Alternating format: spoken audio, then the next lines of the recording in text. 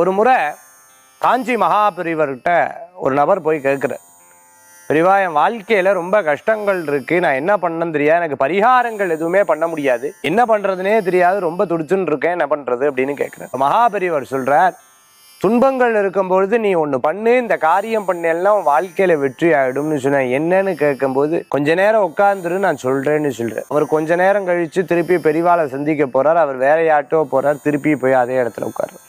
பொறுமையோடு உட்காந்து கொஞ்ச நேரம் கழித்து திருப்பியும் பெரியவாட்ட வரார். அவர் சொன்னார், இதே பொறுமையோட ராம ராம ராம ராம ராம ராம ராமங்கிற மந்திரத்தை சொன்ன, ராம ராமங்கிற மந்திரத்தை சொன்னேன் அப்படின்னு சொன்னா ஆஞ்சநேயர் வந்துடுவார். ராம ராம ராமங்கிற மந்திரத்தை சொன்னேன்னா சீதா பிராட்டி அங்க இருப்பா. ராம ராமன்னு சொன்னாலே ராமர் பூஜிக்க கூடிய பரமேஸ்வரர் வந்துடுவார். பரமேஸ்வரர் வந்துவிட்டா அந்த இடத்துல அம்பாள் வந்துடுவார். அம்மையப்பர் வந்துட்டா யார் வருவா? பிள்ளையாரும் முருகரும் அந்த இடத்துல வந்துடுவார். பிள்ளையார் முருகர் வந்துட்டாலே அந்த இடத்துல லக்ஷ்மி கடாட்சம் வந்துடும். லக்ஷ்மி வந்து விட்டாலே மகாவிஷ்ணு வந்துடுவார். ஆக மகாவிஷ்ணு எல்லாம் சேர்ந்து வந்துவிட்டா எல்லா கடாட்சமும் அவளுக்கு கிடைச்சிரும். தசாவதார மூர்த்தியும் அந்த இடத்துல நீ பார்க்க முடியும். ஆக சுவாமியினுடைய பூர்ணமான அனுகிரகத்தை பண்ண முடியும். அது மட்டும் இல்லாத இறைவன் அந்த இடத்துல வந்து விட்டாலாம் தேவர்கள் ரிஷி எல்லாரும் சேர்ந்து வந்துடுவான்.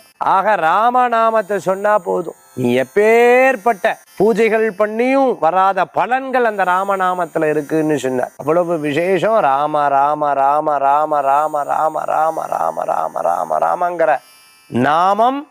அதற்கு எப்படி இப்போ ரொம்ப நிதானமா உட்காந்து பொறுமையோடு உட்காந்தியோ அதே மாதிரி பொறுமையோடு உட்காந்து சொல்லி சகல தேவதைகளும் நீ பார்க்கலாம் அப்படின்னு சொன்னார். அவ்வளவு விசேஷங்கள் உண்டு.